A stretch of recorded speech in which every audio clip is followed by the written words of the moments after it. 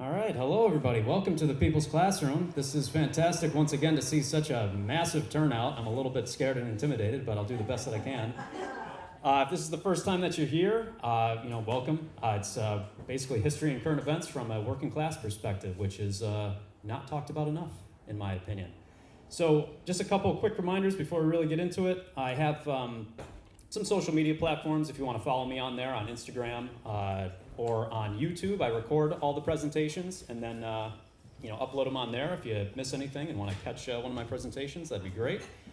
So always the best way to stay in touch is probably through Instagram as well. So I'll put these back up at the end. But next class, so again, I just want to thank the other side because it's great to be back here in Utica. This is probably like our 6th or 7th presentation now, but always a great turnout. And then I have given presentations at Super Official or the Copper Easel in Rome, and some of the guys from there are here, which is nice to see. And I'll be giving a lecture that I actually already gave here on the history of Palestine. So that'll be next Tuesday from 6 to 8 out in Rome at Super Official. So hope to see some of you there as well. But for today, what we're going to go through is 2 major topics. So I have it broken down. We'll take a 10-minute break in between. But I have the darker roots of the American Revolutionary War and some like early colonial America stuff so you can better kind of grapple with what's happening today. And then a close look at the crafting of the U.S. Constitution, some early events in early United States history. Then I always leave it open at the end for a little Q&A or discussion if anybody has any questions that they'd like to clarify. But as usual, and those of you that have been here can probably understand where I'm going with this, but here's a Malcolm X quote. I kind of like the guy. So if you can take a second and read through that quote, I think it perfectly summarizes kind of my goals with the People's Classroom. So I'll give you a sec to scan that over and then we'll get started here.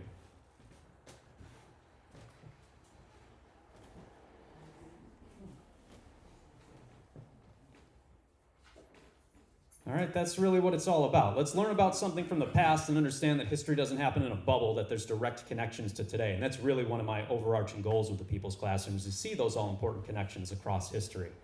But to begin with, if you have a seat, you see the piece of paper that's on your chairs there.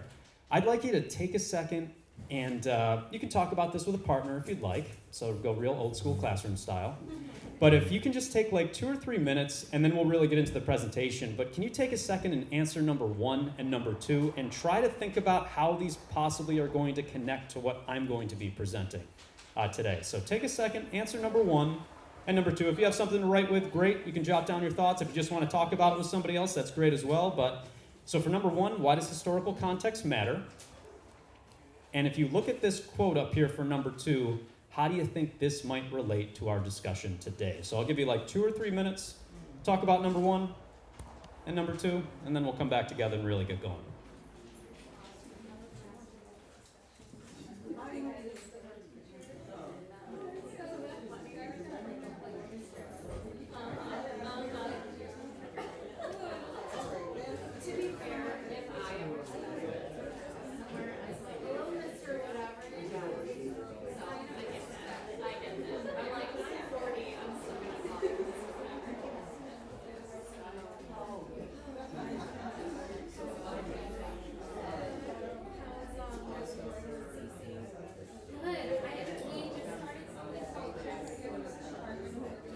Excuse me, can we stay on task?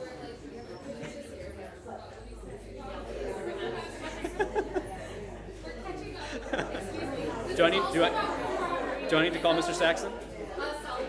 Oh.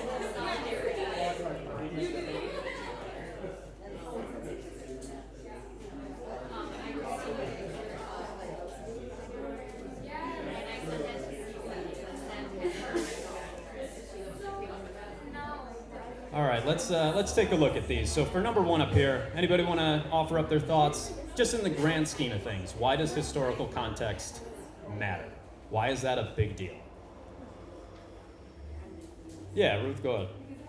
I feel bad when people judge something in the past by today's standards that were not the standards. And I'm thinking of Mark Twain in particular, and that's why it matters to me. That's an excellent answer, for sure. Anybody got any other thoughts on that?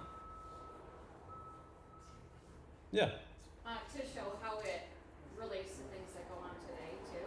Like, something in the past might be repeating in present tense. Exactly. If you don't have historical context and you're trying to grapple with like what's happening in the present today, you're kind of rudderless. You're kind of lost. So that's what I wanted to focus on with this lesson in particular. Let's go back to like the foundings of the country and understand what our country was born out of, so you can better understand why it acts the way that it acts today. Because there's so many people today, and that leads me to the second question. For this, a system cannot fail those it was never meant to protect. Do you understand the point, the argument that I'm going to try to make, do you think, throughout the course of this presentation? Anybody want to try to verbalize it without me just giving away the answer? Yeah, sure. The system is working perfectly because it was always meant to protect the interests of the upper class. Excellent. That's it. Okay, that's really like if you get down to the nuts and bolts of it, like this country, that's what it was founded on ultimately. And that's pretty much the main argument that I'm going to make, because there's so many people that I hear like, oh, the system isn't working. I don't understand why these things are happening. When you understand what this country was born out of, everything makes perfect sense. The system is working exactly the way it was designed to. And once you actually understand that, I feel like you can better grapple with the present. So that's the big picture stuff that I'm going to focus on. But let's get into like the nitty gritty details. So I usually start with this at the start of when I begin teaching U.S. history in general. But to me, these are 5 major themes or clashes that constantly pop up all throughout U.S. history. So I just want you to kind of take a look at these. But for me, and I'll go through each one, and just give you an example of them. But these are like the central clashes that you constantly see all throughout U.S. history right up through today. And we'll start with number 1, which perfectly ties into the question that I just asked. But number 1, there's always this clash between oligarchy and democracy. And the easiest way to put that is the clash between the rich and everybody else. And you see that represented consistently, and obviously still today. Here's a really sad but perfect example of that. Do you get the dichotomy here in this picture? Who's doing quite well today, or what is doing quite well today? Corporations are doing fine. How's the working class doing?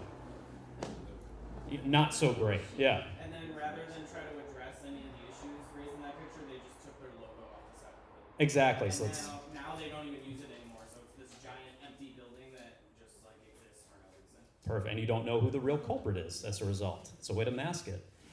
And then, obviously wealth inequality is a gigantic issue that barely gets mentioned, by the media today. Because if you look at this graph, like there's worse wealth inequality today in our country than there was in pre-revolutionary France in the 1780s. And that was in 2016. It's even worse today. So, that's something that should be focused on. Or this, I don't know if anybody's ever seen this graph in particular, but this shows you like the actual wealth breakdown inside of the country. It's kind of an interesting graph to dissect. If you take a close look at this, see the top 1%, like the richest of the rich? How much wealth do they control in the entire country? 31%. The bottom 50% collectively, what do they own? 2.5%. Okay, that's how out of whack everything is. And that clash has always been there.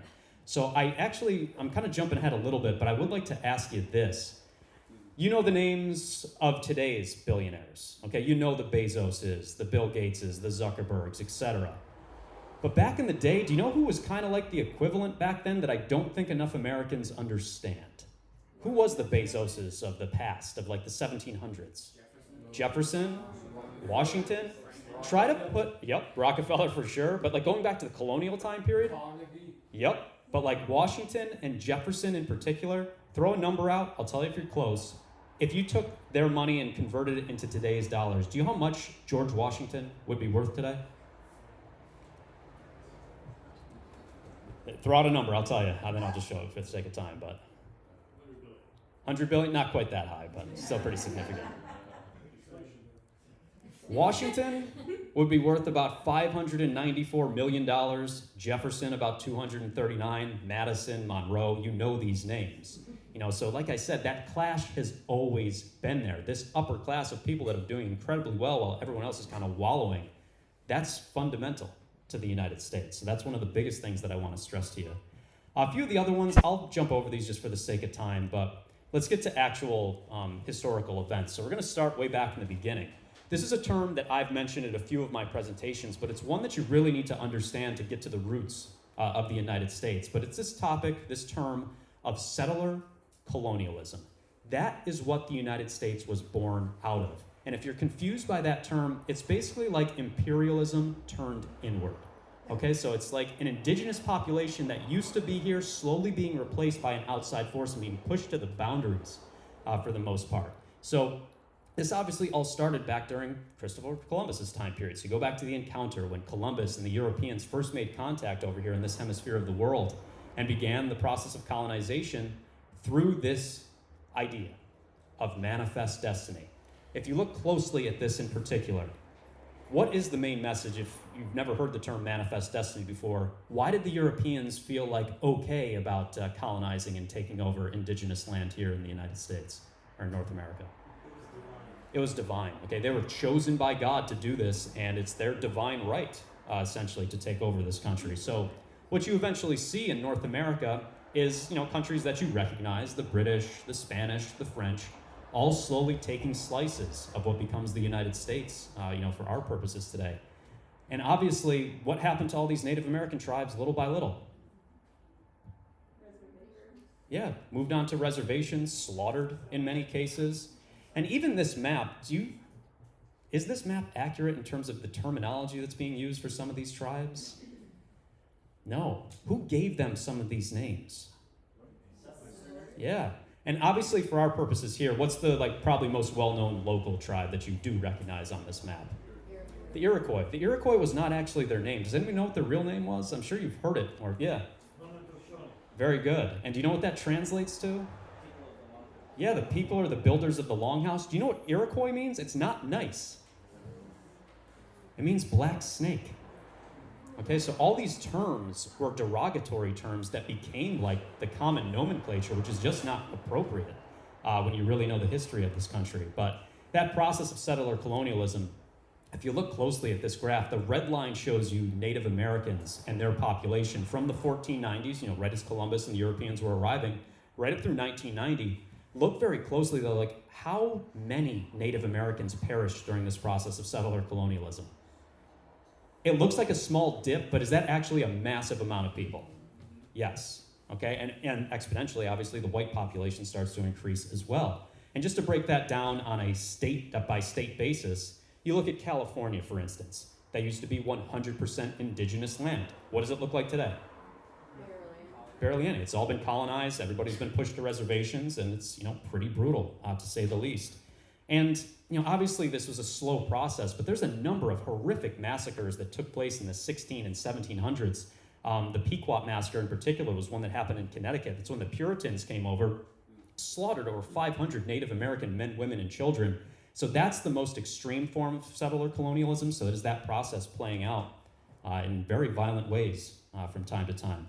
So if you look closely at this map, you'll see that process playing out. So the red obviously represents Native Americans. What do you see happening little by little?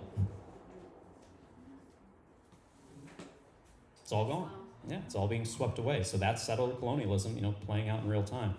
Now, somebody should be able to answer this, I hope. There are a few modern days, examples of settler colonialism. Can you name one country where this process is currently taking place? It's the same thing in Palestine. Okay, so Palestine was the exact same thing. You had an indigenous population. Little by little, they've been replaced through horrific violence, which we've seen in particular the past couple years. So it's nothing new. You still see this rear its ugly head, unfortunately, from time to time. But for Native Americans in particular, I do want to focus on the Haudenosaunee in particular.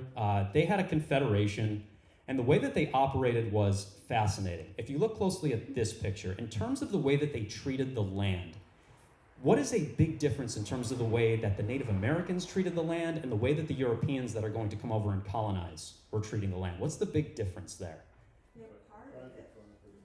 Exactly, you nailed it. It was collective land for Native Americans, meaning who owned the land?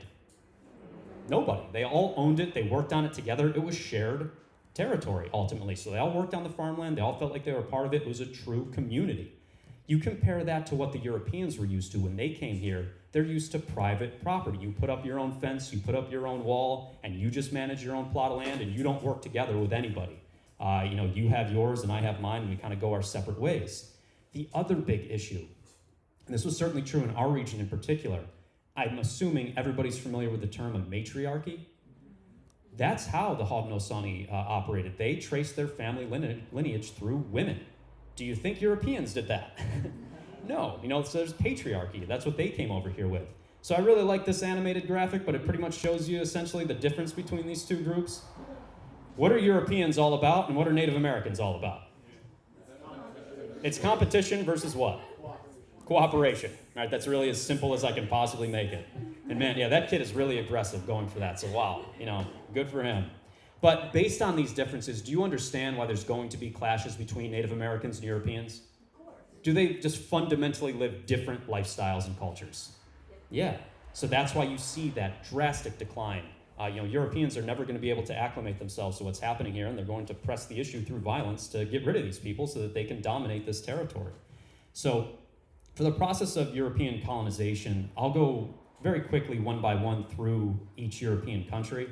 We'll start with the Spanish, obviously, because they're really the ones that kind of started the whole process with Columbus. And I'm sure everybody remembers this from grade school. What were the 3 ships that Columbus came over here on? Oh, very good. Wow, yeah, the Nina, the Pinta, and the Santa Maria. But I want to show you something that I just saw a couple days ago that I think is incredibly important when you're looking at historical perspective. Everyone knows the 3 boats that Columbus came in on. What do a lot of people not know? Whose land we live on. Okay, so that's the importance of perspective. We've been, kind of brainwashed in a way to memorize the Nina, the Pinta, and the Santa Maria, but you can't pinpoint whose land we currently live on, and that tells you a lot. So again, that's that importance of point of view and perspective. And for Columbus, once the Europeans and the Spanish in particular eventually settled down here, the system that they set up was excruciatingly brutal. It was the encomienda or the hacienda system. If you look closely at this, it was just a gigantic plantation system that they developed. And if you look close, who was doing the hard, back-breaking labor on these plantations? The indigenous people. Okay, so that process was, fairly gruesome. Also, what was being heavily pushed on them during this time period? Christianity and, Catholicism from the Spanish point of view. And this racial system developed. And I don't think a lot of people are familiar with this, but the Spanish were the first to come up with an actual blood lineage sort of system in here. If you look at what I have, it's called the Spanish casta system. But the Spanish were the first to actually designate people based on how clean they thought their blood was. And why don't you take a wild guess? What do you think made you a little bit cleaner than some other human being? How white you were, how Spanish you were, at this point in time. So the less white blood that you had in you, the less clean you ultimately looked. Obviously, if you're the British or the French, you look at this system, what idea is going to be planted in your head? Great, let's do the exact same thing. So this kind of starts that beginning of a racial hierarchy developing. The Spanish were the first, and then pretty much every other European nation that was colonizing North America starts to include that as well. And then, obviously the Native American population gets absolutely decimated through this process. How do the Europeans go about replenishing that labor eventually? You've used up the Native Americans almost as much as you possibly can. What's the next logical step? Because they're not going to do the work themselves, so the slave trade. So it's the beginning of the African slave trade and the Middle Passage, that horrific journey that enslaved people took across the Atlantic to eventually reach here. You look at images of what the Middle Passage was like. That's what the boats looked like, so cram as many people as possible on these ships. People being tossed overboard if they had any sort of sickness or anything along those lines. I mean, the Middle Passage is the worst that humanity could possibly offer, and it was the Europeans who really exacerbated that system. And you look at a picture like this, I think it's very telling. What are they treating these people like? Animals, less than human. So that's the Middle Passage. And then, I'll jump over some of this other stuff, but let's get to the founding of Jamestown. Okay, so kind of the beginnings of colonial America in particular. So for Jamestown, we're looking at the original kind of 13 colonies that were set up by the British, so we'll, focus more on the British point of view during this. But for Jamestown in particular, do you know why the Jamestown colonists came over the Atlantic in the first place, what they were actually in search of? Some of them were here for religious freedom, the Puritans in particular, but gold. That's what they were after. They thought that this place was just littered with gold. So that's what they were ultimately after. Do you know what happened to the first settlers from the Jamestown colony when they first got here? Do you know how they did, just overall?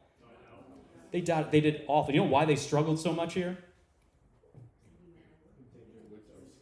Yeah, they had no idea how to farm. They thought they were going to come over here, grab some gold, and then basically take off. So they had no idea how to do very basic things for the most part. Do you know who they turned to for help, though, and was willing to help them out? Native Americans, okay? And the tribe in particular, some of you probably have heard of, are the Algonquin. So that's who they turned to, and the Algonquin were like, all right, yeah, you guys clearly don't know what you're doing, so we'll step in and kind of give you a little bit of assistance. Do you know who the leader of the Algonquin was? He's Powhatan, okay? So, the first winter for the Jamestown colonists was absolutely brutal, and this is gross to think about. Do you know what a lot of Jamestown colonists turned to because things got so dire that first winter? Cannibalism. Yep, so they turned to cannibalism. That's how bad things got. And then after that, they were able to survive. There's only like 30 of them left after that first winter, but John Smith is the guy who starts to emerge as the major leader for the Jamestown colonists. And John Smith decides to take a different approach to survive in the Jamestown colony. Do you know what his big decision is? What he decides to do? Yep, he's definitely going to cultivate some tobacco, but what's maybe something else that he could do that's a little bit more vicious than that? Let's go take indigenous land, and he starts battling the Algonquin, those people that just had helped him. And that's where you get this, the legend of Pocahontas, which I'm sure everybody knows the Disney movie. I'll give you a little bit of a different version of this, but if you're unsure, Pocahontas was the daughter of Powhatan, okay? But the legend says that Pocahontas at one point, John Smith got captured, and the Algonquin are about to execute him, but Pocahontas, because she was just so kind, decided to step in and stop John Smith's execution. So that sounds wonderful. What a great girl. Do you know what ended up happening to her after this? Not yet, but yeah, we'll get to there in a second. Yeah, you're close. You're close. After she saves John Smith, she gets kidnapped and abducted by Jamestown colonists. She gets forced to convert to what? Christianity. She gets taken back to England and forced into marriage with John Rolfe. So she didn't actually marry John Smith, okay? She married another guy named John Rolfe. What did they do with her name, if you look closely at what I have up here? They changed her name to Rebecca. She had a son named Thomas Rolfe, and then she died at the age of 22 in 1617. Is what I just told you a little bit different from the Disney version of this? She also looks like at 22 in the Disney version, but wasn't she like 12 or something? Oh, when she was abducted, yeah, when that first happened, yep. But I guess the bigger picture issue is this. Why would Disney greatly exaggerate the story of Pocahontas? What's the point behind it? Because we're the best. Okay, and kids grow up, they watch that movie, what do they think? We're wonderful. Look at how we treated Native Americans, and this beautiful love developed between these two people. It's a complete lie. And okay, it's meant to mask the truth, which to me is incredibly damaging.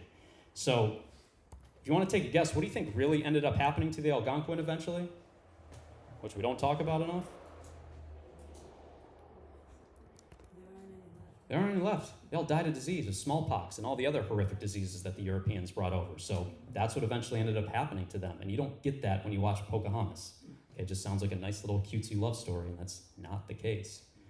And then this. The primary way, obviously that money was made inside of the colonies during the time period was through very brutal labor on tobacco plantations and eventually cotton plantations. But this is something that I just want to preface so you understand where I'm going with this. There was two types of slavery that existed in the American colonies. One I'm sure you're super familiar with. The other one you're probably not as familiar with. Anyone want to try to take a guess of the two different versions of servitude that existed in the colonies? Yes, so indentured servitude. Do you guys know what that means? If you're an indentured servant. You pay your passage back in labor. Exactly. So let's say you got into debt back in Europe, in England in particular. The way that you could pay off that debt, if you had no means to actually pay it off yourself, you would go into indentured servitude, you'd be sent over to the American colonies, and you would typically do like 5 to 7 years of backbreaking work, and then once your time was up, you would be free. Okay, so that was one of the main drivers of labor inside the American colonies. So indentured servitude. What was the other type that existed? Chattel slavery. Okay, and if you're not familiar with chattel slavery, that's where a person is not viewed as a person, they're viewed as a piece of property, and that's how obviously Africans were treated and natives were treated here during the time period. So those two forms of slavery that existed. But with chattel slavery, you had no hope of freedom. You were viewed as a piece of property, and that was basically it. And it makes sense, though. Why do you think chattel slavery would eventually be used instead of indentured servitude inside of the American colonies? Why would chattel slavery replace indentured servitude? It's simple. Yeah, it's money. Okay, it's as simple as that. And just to highlight that issue between indentured servants and chattel slaves, I want to go through one major event, Bacon's Rebellion in 1676. So if you're not familiar with this, this is a turning point when you look at U.S. history. The clash was between these two. Nathaniel Bacon was a wealthy landowner inside of the territory of Jamestown, the colony of Jamestown. He was constantly at odds with Governor Berkeley, who was basically sent by the British Crown to manage the government inside of Jamestown. And there was one cash crop in particular that eventually leads to this rebellion led by Nathaniel Bacon. But do you want to take a guess which cash crop I'm talking about? It is tobacco. Okay, so tobacco prices started to fall, and Nathaniel Bacon couldn't handle it because he owned a bunch of tobacco plantations, and he came up with a way to try to rectify this issue. And what Bacon's big solution was, I want to go and kill a bunch of Native Americans and take their tobacco plantations. Who do you think might have a problem with that besides the Native Americans themselves, obviously? The governor. Okay, so Governor Berkeley, if you look at what I have up here, he signed a whole bunch of treaties with Native Americans to be like, all right, we've taken over enough of your land. Let's try to maybe live in some semblance of peace. We don't want to keep having these violent clashes. Bacon wanted to press the issue, and he wanted to defy Governor Berkeley and go into Native American territory and violate every single one of those treaties. So what he does is he starts a little militia, and he gets a whole bunch of people together. Now, you might not be expecting this, but do you know which two groups joined Bacon's rebellion and decided to say, yeah, we're going to get on board with this guy and what he's preaching here? Indentured servants and chattel slaves decided to join Bacon and try to attack Native Americans. Why would these people join up with Bacon? It's simple. Guess what he promised them? Freedom. Okay, that was the simple reason why. If you join me and we defeat basically Governor Berkeley and these Native American tribes, I'm going to free you. So that's why these two groups ultimately ended up joining his rebellion. Bacon really pressed the issue. They even marched right to Governor Berkeley's house and demanded that he violated these treaties. Berkeley did not back down, and no more violence actually erupted up until this point because Bacon had another idea. I will be incredibly impressed if anybody can answer this for me, but what could Bacon do to acquire the land and tobacco he desired since the governor refused him even after that protest? And I'll give you a hint. If you think like an evil genius, because that's what Bacon comes up with, that's how he's able to try to pull this off. Not trade directly with the Native Americans, but it's got something to do with Native Americans, I'll tell you that much. Turn them against each other. That's it. That's exactly what he did. So what Bacon decides to do is he pays one tribe of Native Americans called the Ochinee. And basically what he says is, I'm going to pay you to go over and take out the Susquehannocks. The Susquehannocks were the ones that had like the major tobacco plantations during the time period. So the Ochinee, guess what they do? They do it. They go and attack the Susquehannocks. Guess what Nathaniel Bacon does with his militia right after that initial Native American attack when they went after each other? He swoops in and he kills both tribes. Okay, what does that tell you about Nathaniel Bacon? Yeah.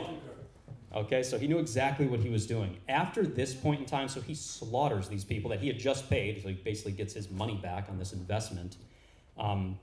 Governor Berkeley decides to openly declare Bacon as a rebel at this point in time, and they start actually going after him and going after his militia with like British soldiers.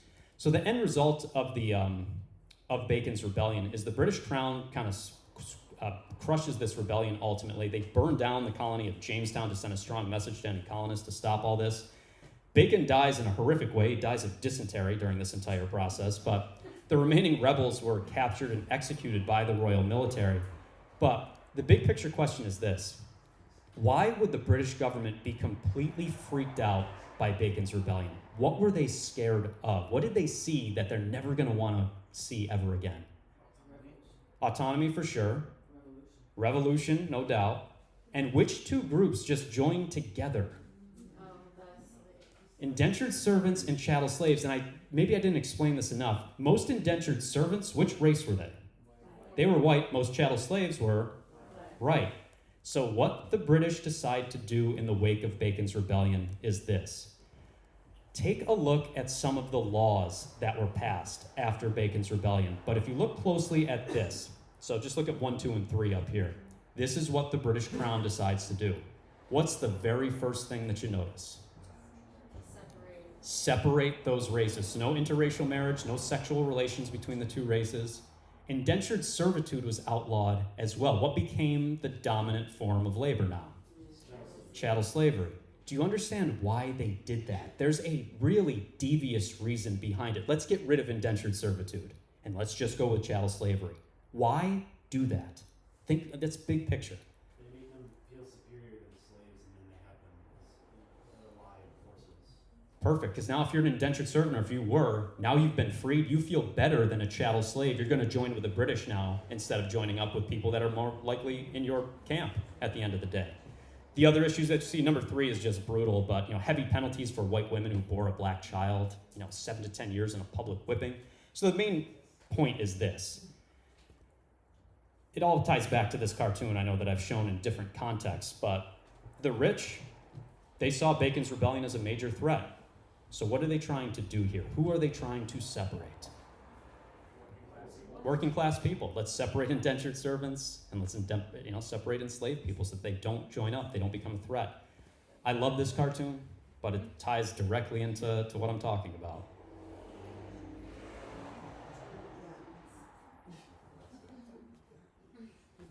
That's it. Divide and conquer. Keep them separate so they keep the heat off the rich. That's what Bacon's Rebellion demonstrates. So do you understand why Bacon's Rebellion is a major turning point in U.S. history? Why does that time period really matter? We're totally casting a lot of chattel slavery. Yes, exactly. And it leads to that creation of codified racial hierarchy. There had never really been codified laws in the past before this. You actually see laws in the books now separating black people from white people and treating people differently based on race. And that all goes back to Bacon's Rebellion. I want to highlight one more rebellion for you that, again, I don't think it's talked about enough. That's the Stono Rebellion in 1739. And this was, again, centered around tobacco. It was down in South Carolina where this rebellion takes place. But this one's a little bit different. Look at the statistics in 1739. What were white people maybe getting afraid of back in the mid-1700s? What were they starting to see? We're becoming the minority. So they start to pass a couple laws to make sure that they can protect their property, that they can protect their wealth. And they end up passing this law called the Security Act of 1739. This is a modern-day church that actually does this, but what all the white plantation owners did down south is they said, we need to be allowed to carry our guns to church on Sunday because we're worried that while we're in church, what are enslaved people going to be doing? They're going to be organizing, and we need to be ready at the drop of a hat to go and put down any sort of rebellion. Okay, so that's how freaked out these people were. And then, do you know who the British were constantly competing with for territory in the American colonies during this time period? Another major European power they were always at odds with. It was the French and one other, the Spanish. Okay, look closely at the map. Which territory did the Spanish control that the British would have loved to have controlled? Florida. Okay, so I'm going to focus on Florida in particular. So the Spanish controlled it at this point in time. And this, again, is this is a smart tactic from the Spanish point of view. What could the Spanish do to greatly disrupt the British in North America? They could. They're not going to do that. Interfere with trade. What trade? Yes. What the Spanish decide to offer to any enslaved person in British territory, if you can make it to Spanish Florida, what are we going to do for you? We're going to free you. Why would the Spanish do that? It's not out of the goodness of their heart. Why would they do that? Is that going to mess up what the British have going on inside of their colonies? Okay, that's the only reason why. So again, it wasn't because the Spanish were nice. It's just because they wanted to put the screws to the British. So, what ends up happening is Jemmy was an enslaved person who had an ability to do something that not a lot of enslaved people had the ability to do. He was in South Carolina when all this was taking place. What do you think he did have the ability to do? He could read and write, okay? Guess what he saw on a piece of paper at one point that got him very excited? Yes, he saw like those notices that were being put up of the Spanish saying, hey, if you didn't make it here, we're going to free you. So obviously, what does he start to do with all of his friends? Tells them, he organizes all of them. So Jemmy was the one who's the starting point of all this, and he tries to escape through the river system inside of Florida, gathers as many followers as possible, gathers as many guns as possible, and says, we're going to do whatever we have to do to make it to Spanish Florida so that we can actually be free. And I really like the signs that they held up. Like, they actually made signs for themselves, like chanting liberty and just trying to escape any way possible. Unfortunately, what do you think happened to their rebellion? It got crushed. Okay, so they get destroyed, unfortunately. They didn't quite make it all the way down to Spanish Florida. The British obviously caught wind of what was happening, and they crushed it.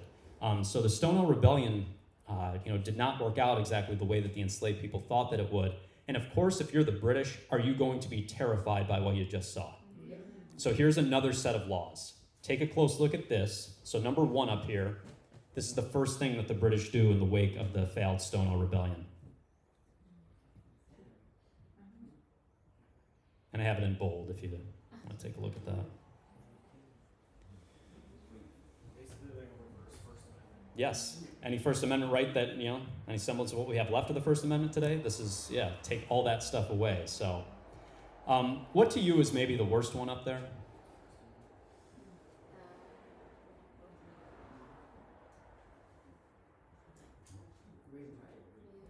Yeah, like taking away somebody's literacy skills. If you're literate, what do you have the ability to do? Critically think. You have the ability to think for yourself and, really fend for yourself. If you take that away from someone, they become much more in line of exactly what you want. So there's a whole... One is pretty bad. It's like he loved Big Brother. Oh, yes. Yeah, for sure. Yep, you got it. Take away their humanity. That's really it. Okay, and that's where you get... These are like the beginnings of the slave codes that were put in place. It's because of the Stonewall Rebellion. That's the beginning of the slave codes that were brutal down south. If you want to look at it from a positive, what is the one positive you could take away from the Stonewall Rebellion? What did we at least see? It didn't work, but you saw solidarity. You saw people trying to fight back in some way. So, you can take that as inspiration, at least. But all right, for early colonial governments, I'll focus on, let me kind of jump ahead here. Let's go to this. The buildup of the American Revolution. So I hope you'll understand how everything that I just showed you kind of ties into this. Can you just take a second? I'm always curious as I ask my students the exact same thing. Can you just throw out a couple things that you know, major events or major people of the American Revolutionary War time period? Just some stuff that you know. Just give me something. Stamp Act, Tea Party. Yeah, there you go. What else? Paul Revere, excellent. Yeah, stopping Western Movement, very good. The Boston Tea Party. Yeah, the Tea Party, there you go. The Boston Massacre, anybody thinking of that? Okay, so you know a couple things. Civil Ludington. Wow, you're digging deep on that. That's impressive. Very good. All right, does anybody remember the French and Indian War?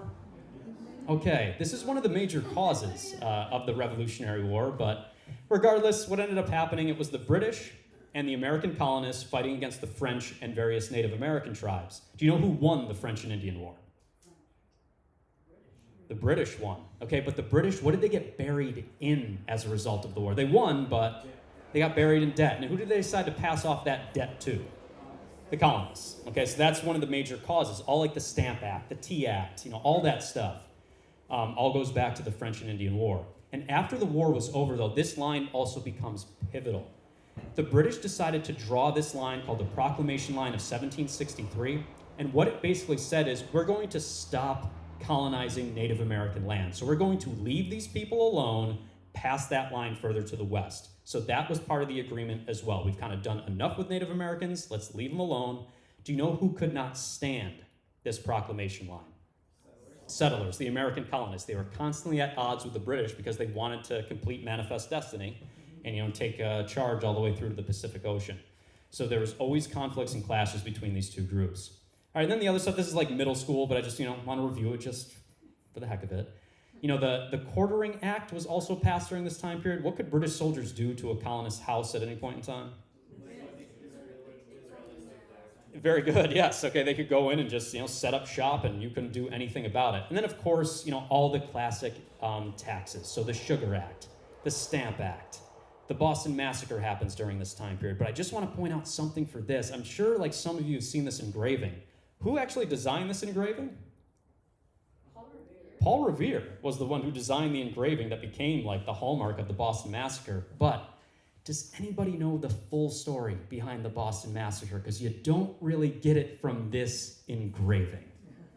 Do you know what the American colonists were doing right before 5 of them got shot? They were throwing stones, they were throwing snowballs, they were being like very aggressive towards these British soldiers. Now, granted, you can think whatever you want of that. Do you get that from this picture? How do the British soldiers look in this image?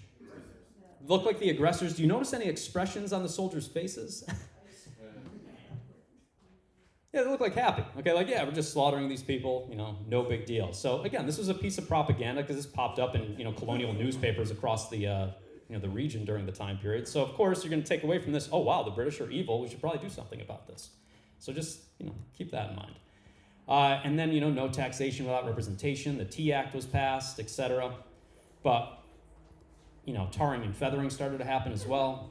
The American colonists, they reacted like pretty violently to these taxes. Do you know how much the tax amounted to, which people forget? It was very small. It was a 3-penny tax per pound. Okay, that was it. Okay, so that's all that the tax ultimately amounted to, and that's what eventually leads to the Boston Tea Party and some of these other events. Little by little, you start to see the buildup of this tension between these two groups. So I'll jump over some of this stuff because it is like middle school. So the biggest thing I want to focus on is this. Eventually the turning point of the Revolutionary War. So just know early on, the American colonists were like getting destroyed by the British. It was the Battle of Saratoga that was the big turning point in the Revolutionary War, because once the colonists won this battle, who decided to join them? That makes a huge difference throughout the rest of the war. The French, okay? Do you know what the French had that is going to make such a big difference in the Revolutionary War? They had a navy, okay? The American colonists had like no ships. So the French eventually decide to show up because they wanted to put the screws to the British. And the whole war begins to turn, Marquis de Lafayette and Washington become pretty close. And the colonists start to, win the battles by the end. And, by the end of it, they win the war. So the Treaty of Paris is signed. And I know I'm just jumping through stuff pretty quickly because I want to focus on this. This is really the crux of my presentation. Yes, the Revolutionary War brought freedom. But the question you have to ask yourself is freedom for who? White, slave-owning aristocrats. Very good, okay? You nailed it. If you ever get a chance, I would read this book called The Counter-Revolution of 1776. It puts a totally different spin on what the American Revolutionary War was all about. It's written by Dr. Gerald Horne. He's a longtime historian. He currently operates out of the University of Houston. But the book will really, and I'll try to summarize some of the key points for you here, but if you want to take a deeper dive into it, I highly recommend it, because he argues a little bit of a different perspective on why the Revolutionary War was ultimately fought. So let me walk you through his arguments and see what you think. So it ties back to this case. This is James Somerset. This is 1772. This is right before the Revolutionary War obviously starts in 1776. Has anybody ever heard of James Somerset or who he was? This is really not well-known history that I think is critical to understand. So let me walk you through this. So Somerset was an enslaved person. He was born in the American colonies. But his master at one point, where did he bring him? He brought him back to England. Okay, so he brought him back to England.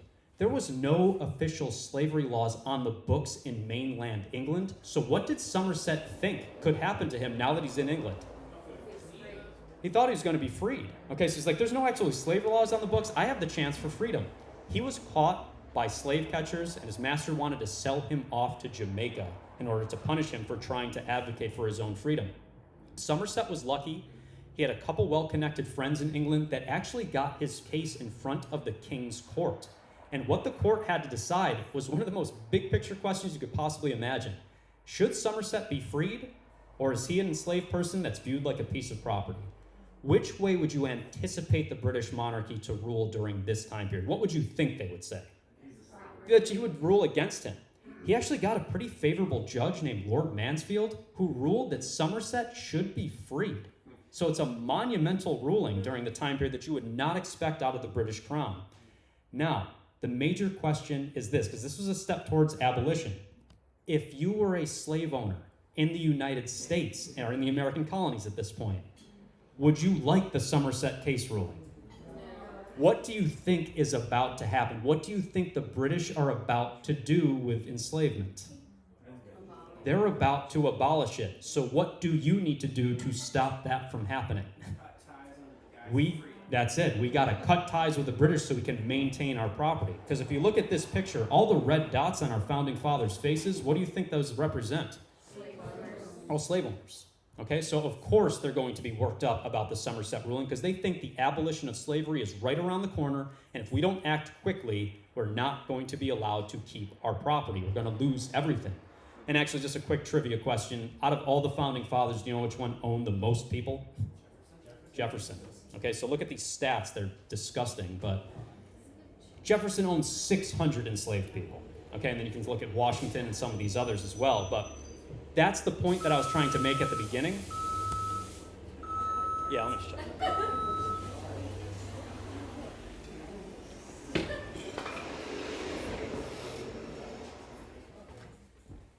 There, that's better. Hard to hear too. Yeah, there's a lot of stuff happening.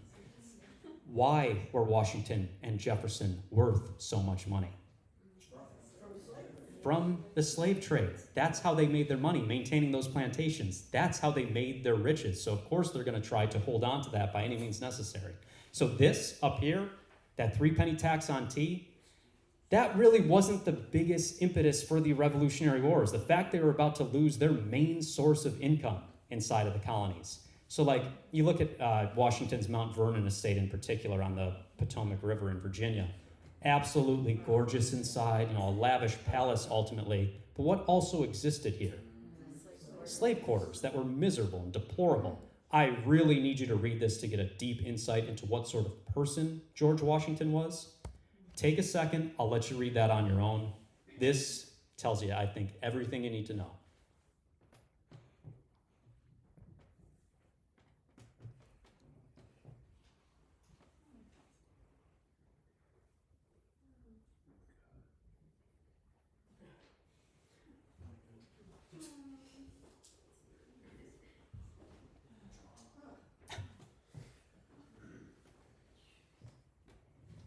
Yeah, but you told the truth about that apple. Oh yeah, that cherry tree. Yeah, of course. Yeah, that's what really matters, right? Yeah, you're not going to hear a story like this, but not the cherry tree, of course. Cherry. The cherry, yes. Yeah, you close enough. Come on, he hanged dogs, like everybody would be against it today. Oh yes, for sure. All right, so again, Mount Vernon, and then, again, another myth that I just, in case anybody still thinks this, Washington's teeth. Do you know what they were made out of? Yeah. Okay, what were you taught, though, probably back in grade school about this? They were made out of wood. That's just a bold lie. They were made out of enslaved people's teeth. Okay, so that's, it tells you a lot. Yeah, that's his teeth. So, I should say that's other people's teeth. But, yeah, I really like this, another perspective up here. I hope everybody can see this. I'll read it for you if not. But those men were at the Constitutional Convention on stolen land, writing about freedom while eating meals prepared by the human beings they owned. Some chewed and swallowed that food with teeth stolen from someone else's mouth, and we were taught in school to call them fathers. All right, again, I think that's a fairly interesting perspective. And then, Jefferson's no different. Monticello was his estate in Virginia. These were the slave quarters, though, on Monticello. And, if you want to highlight a horrific event that involves Thomas Jefferson, is everybody familiar with Sally Hemings? Okay, he sexually assaulted her beginning when she was 14 years old.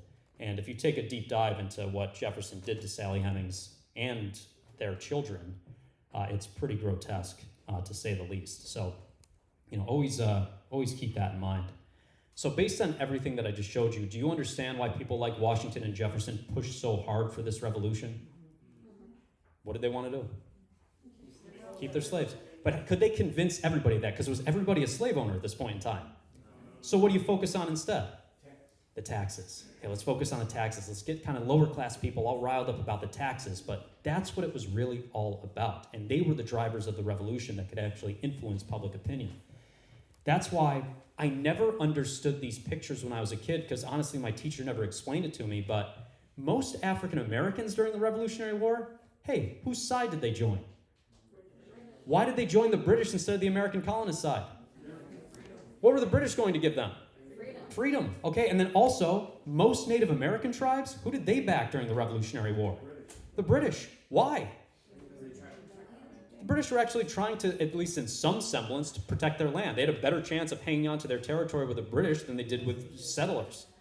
All right, that's really what it boils down to. So, I mean, it's obvious, but what do you think happens with slavery after the colonists end up winning the Revolutionary War? It goes through the roof, because who don't they have on their backs anymore?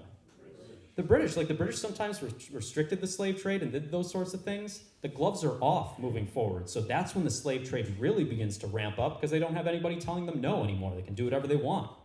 And then after this, what do you think starts to happen to Native American land after the Revolutionary War? It gets completely destroyed. That's when you start to see Manifest Destiny really begin to come to fruition, and most of that land, ends up being taken away, because that proclamation line, that completely disappears. There's no more British troops to stop them. That's when that process really begins, is after the Revolutionary War. All right, why don't we take... All right, I had to include a couple memes, every now and then. So if you take a look at what I have up here, how are the American founding fathers feeling after the Revolutionary War? Feeling fantastic. They're living the high life. However, how are some of these other groups going to be feeling? Yeah. I did put insects in that. I thought that'd be funny. Yeah, every other group, the revolution was not for them. Okay, that's the main argument that I'm trying to make. So if we jump ahead a little bit, we'll take a look, and this will set up what I'm really going to focus on for the second part of the presentation. After the Revolutionary War was over, does anybody remember, again, this is like middle school stuff, but the Articles of Confederation, the very first form of government that we had in what became the United States, does anybody remember anything about the Articles of Confederation? Let me just ask you this. Was it a very effective form of government? No, it didn't work. The states had a little bit too much power, and it led to a lot of issues. They couldn't even form a national army under the Articles of Confederation. There was no power to collect taxes. It didn't go all that well, okay? And the thing that exposed that, I'll go back to that after if you want. Yeah, that's just a stupid, it's pretty funny, yeah. Is eventually the colonists, after the war was over, were they now buried in debt? Yes. What is going to be the Founding Fathers' way of attempting to pay off that debt moving forward in this country's history? Are they going to pay the debt themselves? Does Washington and Jefferson have the money to probably pay off that debt? Yeah, but they're not going to do that. Who are they going to place some taxes on instead? The common people, the farmers. And that's what leads to Shays' Rebellion early on in U.S. history. So Daniel Shays was a Revolutionary War veteran. He was a farmer in Massachusetts. And the Founding Fathers start to impose taxes on, people like him in particular. Tax collectors started to go around to different people's homes and property and started to demand that they pay them money to pay off the debt from the Revolutionary War. Things got violent from time to time. That's a tax collector being drowned in a river. Okay, so like I said, very aggressive what was taking place here. So Daniel Shays starts to put together a militia, and he is attempting to overthrow the Founding Fathers in the wake of the Revolutionary War, because he feels like the basic principles of that war were false. What was I fighting for then if you're just going to turn around and do the exact same thing to me? So Shays' Rebellion, it started to become a massive force. Do you know how long it took the Founding Fathers to put down Shays' Rebellion? Because they do crush it eventually, but do you know how long it lasted for? It's about 6 months.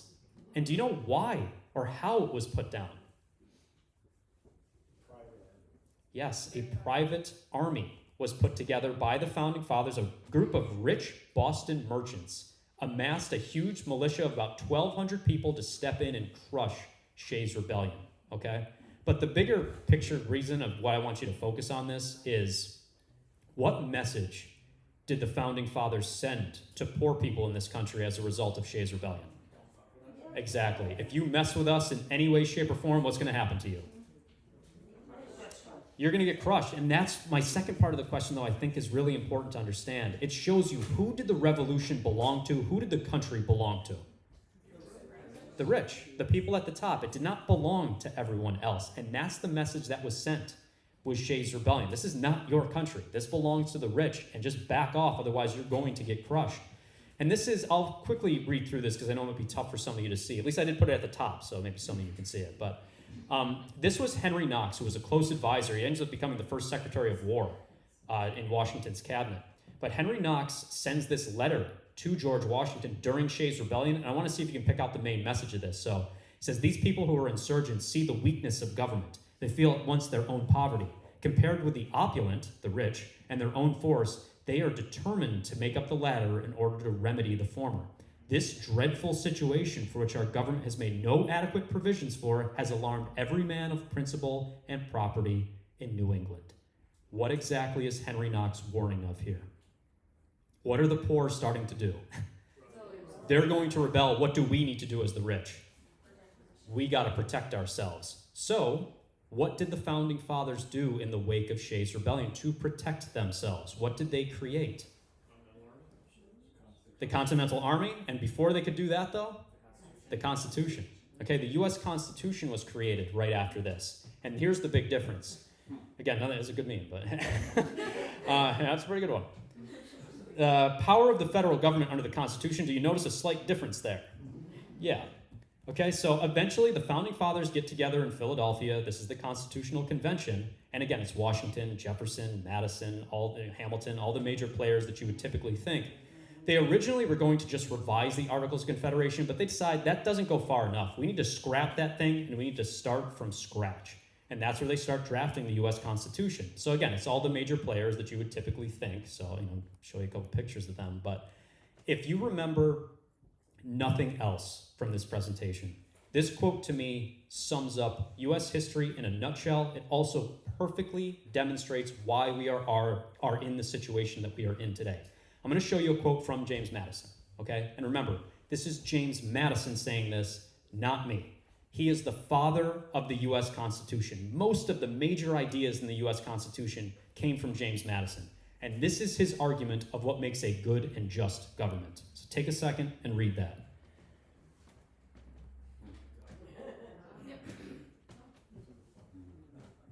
And again, this is not me. This is James Madison arguing what makes a good and just government in his eyes.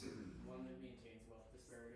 That's it. It is to protect the rich from the poor. That's what a good government should do. And that's exactly what the goal was for the Founding Fathers at the Constitutional Convention. How can we enshrine our rights of property and protect ourselves to make sure nobody can challenge us? So that's why all the decisions that were made at the convention, they start to make sense when you're operating from this framework. When you understand this quote, does everything else in U.S. history make sense? What has always been there? What fundamental clash that I mentioned at the beginning? What has it always been? That's it. Okay, it's always been the rich versus everybody else. And they're saying it boldly right here. That's what this was about. So I'll walk you through a couple examples of this playing out during the convention. One of the first choices that the Founding Fathers had was, what exact style of government should we establish here in the United States? And they had a choice. They could go with a direct democracy, or they could go with a Republican style of democracy. What did they end up choosing? A true direct democracy where we vote directly on laws, or do we elect representatives who are supposed to do the work for us? We live in a Republican democracy. We elect people, okay? Do you understand why I'm showing you this? What does it tell you about our government? Do we have direct say in what happens here? No, we are one step removed from the process, and that's on purpose, okay? That goes back to what Madison was talking about. We do not live in a direct democracy. You vote for people, and what do you hope they do after they get elected? They represent you. Guess what? Usually don't. That doesn't happen. And then for issue number 2 was, what should political representation look like under this new republic style of government? Should states with higher populations have more representation or not? This is getting a little into the weeds, but I think it's clarifying to take a second and break down. The Virginia Plan was first proposed during the Constitutional Convention. And what was proposed here was, let's have a bicameral legislature. And representation, though, what would it be based on in our houses of Congress with the Senate and the House of Representatives? If you have more people in your country, in your state, what should you get? More representation. Okay, that was a simple argument that was made there. The smaller states, the lower populated states, how do you think they felt about the Virginia plan? They didn't like it. So they proposed the New Jersey plan. And instead what they say, let's create a unicameral legislature and everybody's going to get the exact same amount of representatives regardless of population.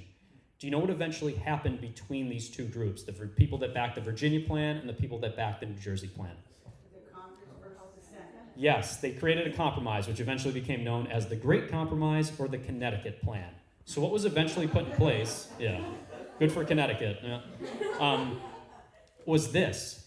We have a bicameral legislature, and we have a House of Representatives. For the House of Representatives, how do we figure out how many people go to become a representative? What is it based on in the House? It's based on population. But to placate the smaller states, the lower populated states, we created the Senate. And I think everybody knows this. How many senators does each state get now, regardless of population? You get 2, okay? But the bigger question that I'll get to here in a second is which part of Congress has or has had more power?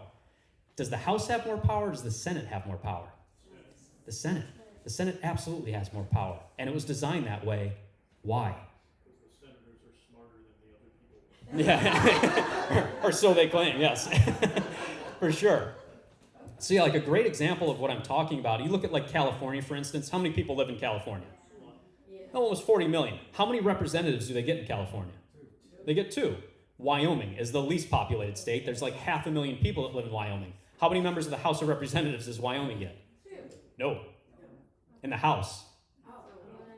They get 1 representative for the entire state. But how many senators do they get? 2.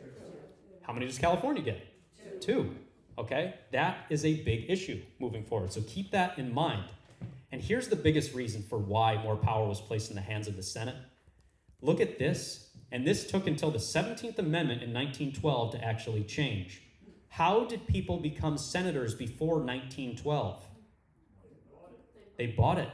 Okay? If you were just selected by the elite inside of your political party, and then you're just made into a senator. So if you had a whole bunch of money, you just drop it in the little slot machine over there, and you get to get access to the U.S. Senate. So do you understand that? What am I trying to show here? What does that demonstrate? It's for the wealthy. Okay, that's who it was for. You didn't even elect these people, and they had massive power and massive control inside of the nation. So that's why this stuff should make more sense. Look at some of the stats that I have up here. What are some things that, and again, it's almost impossible to get 70% of the American people to agree on anything, but what are some things that the American people would love to see the legislature actually decide to tackle? Childcare being free, what else? Medicare for all, a lot of people would like that. A lot of people would like tuition-free public colleges and universities. Most Americans agree on that. They'd like to see the minimum wage raised, obviously. Do we see any, the minimum wage, we gotta get rage about the minimum wage, yeah. That actually is a pretty good slogan. I think that might work. Somebody should test that out. That might work. Do we see any legislative action to actually tackle these issues? None, okay? It just shows like public opinion does not matter at all. I'll give you a simple example of this. Marijuana legalization. Do most Americans, are they on board with legalizing marijuana? Yeah, but it doesn't work out that way because this is how you have to pass a law inside of this country. Yeah, that's a pretty good one. It's a hell of a sign that they have up there. But if you look at the process that I have, I'm sorry, it's down at the bottom, so not everybody's going to be able to see this. But what usually ends up happening, where does a bill start off? In the House. Okay, and what do you need in order to pass a bill in the House? In most bills in the House? Just a simple majority. You just need a simple majority. Where does the bill go next? What do you usually need to pass a bill in the Senate? It's not a simple majority. You usually need about 60 votes. Is it almost impossible to get 60 senators to agree on something? Yeah. Okay? So that's why like bills pass in the House pretty routinely. They always go and die in the Senate. That's what the Senate is. That's where bills go to die. So great example of that being represented up here. Who is going to win out just about every single time? The wants and needs of 200 million Americans or 2 senators from Wyoming that you've never heard of? Those senators, what can they do with legislation? They can kill it. They can block it and deny the wants and needs of the vast majority of the population. So, that's just something that I want you to keep in mind because that's what the Senate is like. It's the Grim Reaper for bills. I love this cartoon as well. because I think it's still incredibly accurate. What's it say? Who are the true bosses of the Senate? Robber barons, the big industries in the back. Just add tech bosses. Exactly. Just put in Zuckerberg and Bezos today. It's the exact same thing. So instead of the Rockefellers and the Carnegies, like when this cartoon's time period was, you have all the oligarchs that we have today. It's the exact same thing. So nothing's changed. So that's what ends up happening with that. And then, just real quick, I do want to highlight another thing. This is deplorable. Does everybody remember the 3/5 compromise that came out of the Constitutional Convention? Now, a lot of people forget about this. Do you know which region of the U.S. wanted enslaved people to count as full people, and which region of the U.S. wanted enslaved people to count not at all? The South wanted them to count as full people. Yes. Why did the South want enslaved people to actually count as a full human being? Because they had more. Okay, so always keep that in mind. What does it tell you about the North that I think a lot of Americans forget? That's exactly it. Yeah, that's it. Like, they weren't morally opposed to slavery. That was not an issue for them. So let me jump ahead a little bit. I want to focus on a couple other things. Here we go. The Electoral College. How do we elect our president in this country that just about no other nation on earth does? Try to convince someone else to listen to us. Yes, very good. Okay, so the Electoral College, what does not matter at all when it comes to the presidential election? The popular vote. It doesn't matter one bit. Okay, it just matters on the Electoral College. Everybody know the magic number that you need to get to win the Electoral College? Oh, you're so close.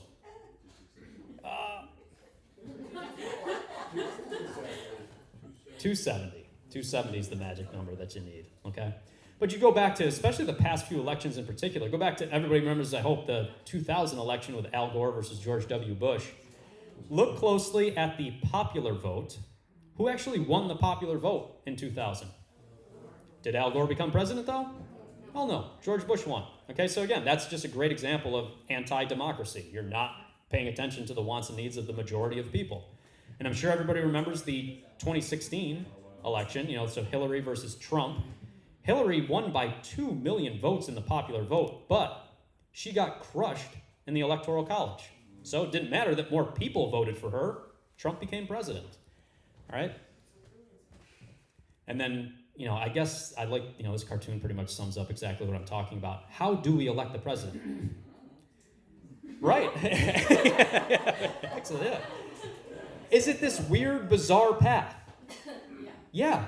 Again, who gets completely ignored here at the end of the day when you really break it down?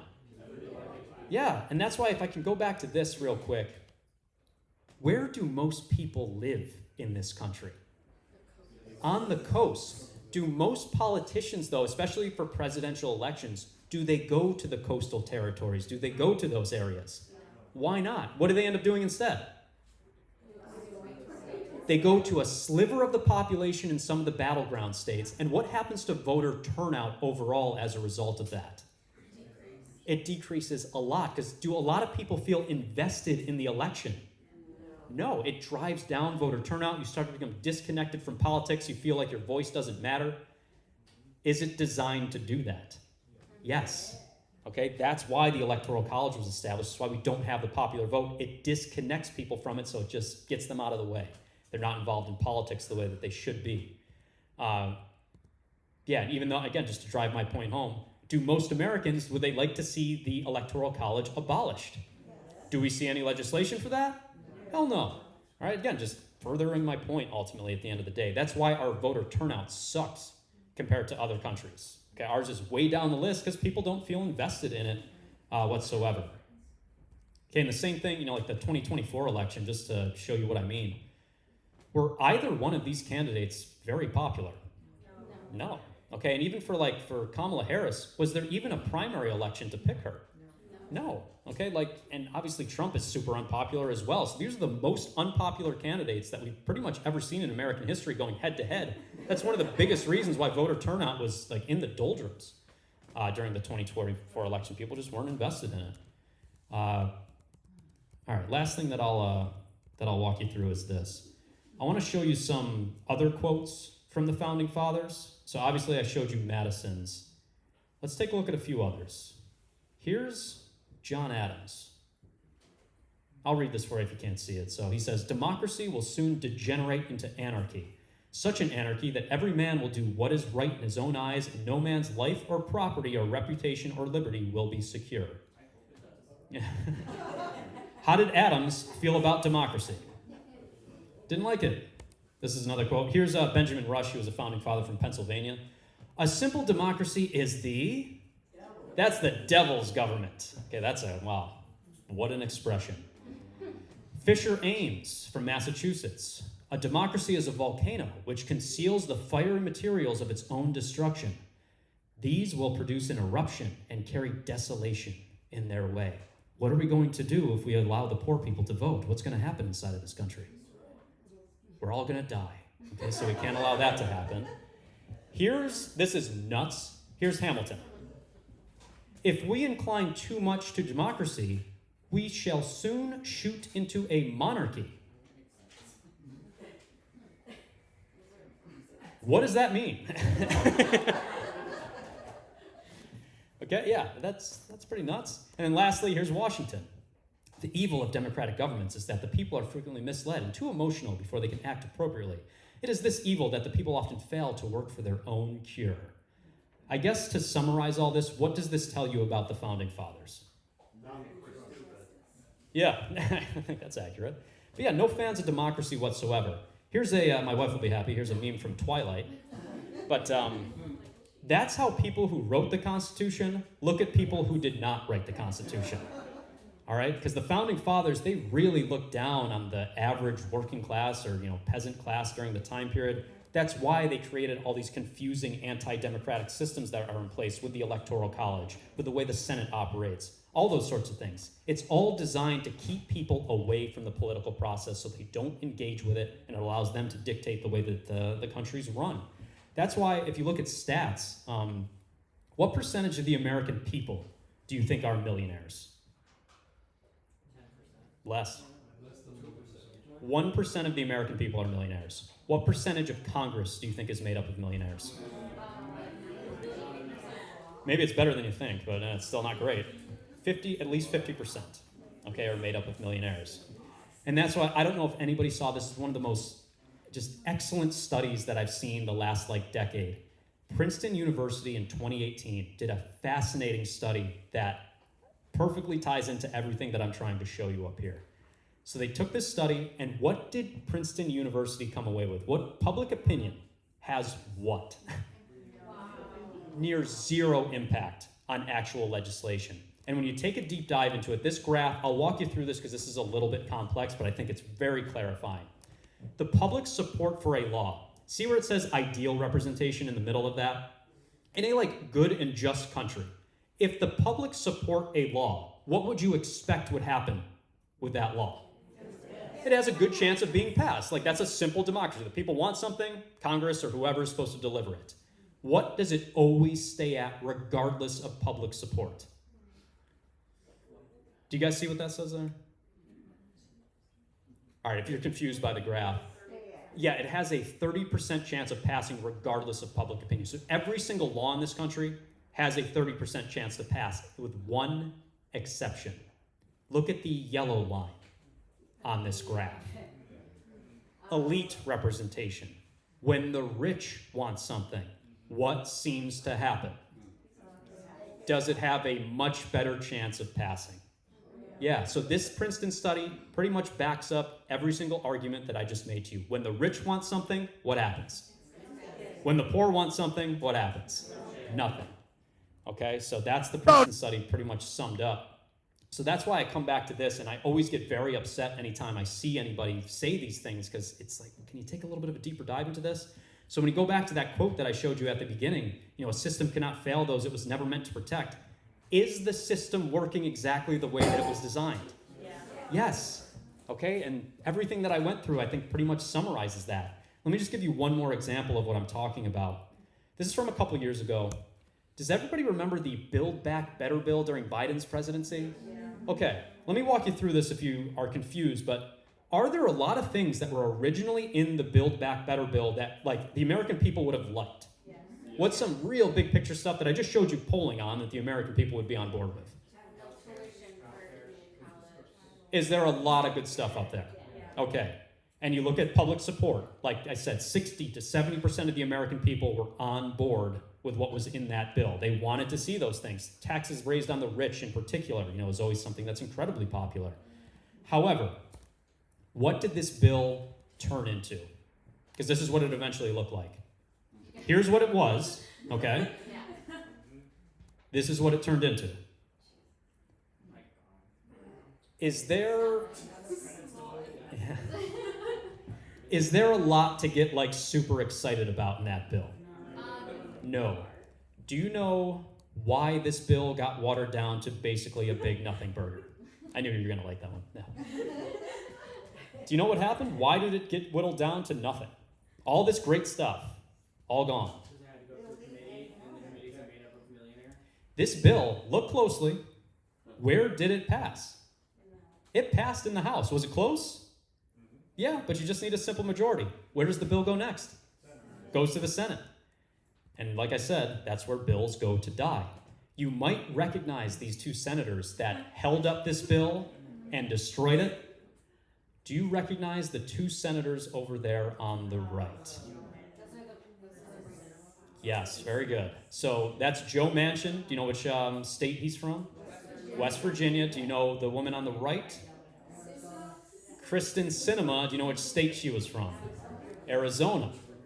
Do you know why they held up the bill? And these are two Democrats. Okay, these are two Democratic senators. You would expect them to be on board with all that stuff that was in that bill. They weren't. Do you know what? Let's start with Joe Manchin. All right, wait. Do you know why Joe Manchin torpedoed this bill? Oh. Again, I'll give you a hint. Think geography. Which state was he from? West Virginia is a big coal mining state. What was in that bill that he would not like? Climate change initiatives. And hey, take a close look. Who pours a whole bunch of money into the campaign coffers of Joe Manchin? Big energy. Okay, so he destroyed the bill. Do you know why Kristen Sinema also worked with Joe Manchin to destroy this bill? She needed a lot of money. She's in dire straits of not being reelected, and we had a lot of high investment companies. From Absolutely Wall right. Street back to her. Excellent. And one industry in particular. Take a look at this. It was the finance industry for sure, but who else? What do you think Big Pharma did not like in that bill? Lowering prescription drug costs. So they paid off Kristen Sinema. She torpedoed the bill as well. And that's why I go back to this cartoon. Who's really in charge of the Senate? Yeah. Yeah. Oligarchs. So going back to this is what eventually happened. The bill went through committees. It got whittled down to nothing. And then through this process of reconciliation, the vote was still tied. So it's 50-50. Some of you that are like dorks like me might know this, but what happens in the case of a tie on the Senate floor? The vice president, who at this time was Kamala. Now, she did vote for the bill, but what did that bill look like, even with her breaking that tie? Looked like nothing. So that's why, like, you look at these issues today, and this will be the final thing that I go through. What's happening with prices for just about everything today? Going a little bit through the roof. So if you can't see that, that's the basic, different grocery categories. So dairy, produce, meat, alcohol, cheese, all elevating to levels that honestly, we have not seen before. Alcohol's staying cheaper though, so we can keep staying. Yeah, you can drink your problems away. I guess, self-medicate, and that'll somehow take care of it. This stuff for United States prices, if you look at the left, what's also, besides food prices, what is also exponentially increasing? Yep, cost of healthcare, cost of basic necessities and housing. Although, well, I guess this is a bad example of this, but what's the only thing that is decreasing that you are currently looking at right now? Things that make you dumber. Exactly. So you can look at TVs, go watch, the game and have a little brain rot during it. But, yeah. And then how about this? Oh yeah, this Hey, is crazy. who here has National Grid? Ah, yes. Have you noticed what's happened with your bill the past couple months? Oh yeah. Yep. And who approved that $50 hike? For at least for me, it was $50 just tacked on now every single month. Yeah, Kathy Hochul in the New York State Legislature just said, yeah, National Grid, you can go ahead and jack up prices. That's totally fine. One thing I want to highlight that is missing from this graph, however, do you know one big reason why since 2022 we've seen electricity prices just escalate to astronomical levels?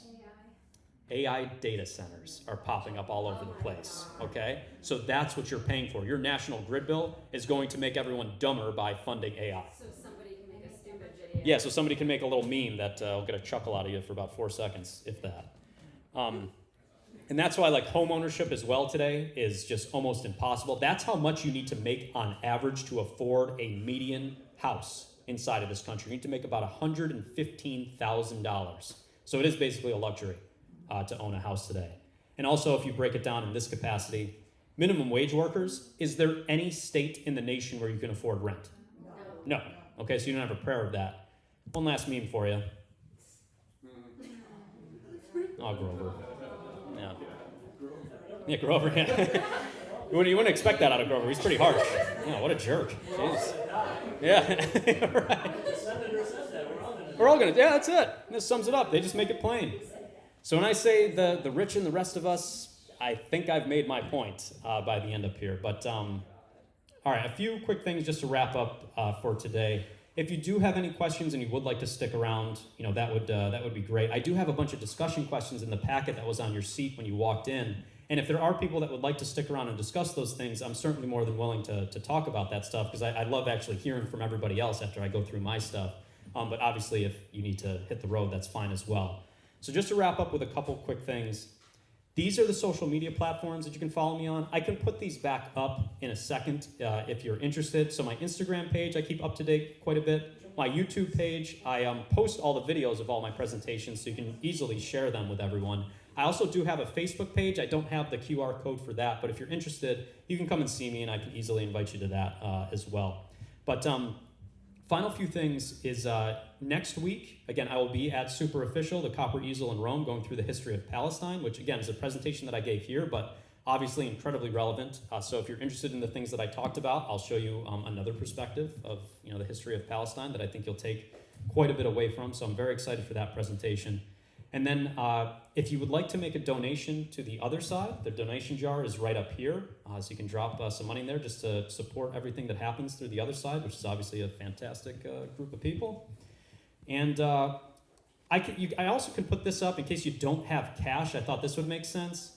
If you want to just take anything away from what I talked about today, just to help support me keeping this going, you can send me some money on Venmo, I guess, as a donation. And I'll obviously share that with the other side as well if you're somebody that doesn't carry cash around. So I'll leave that up as well.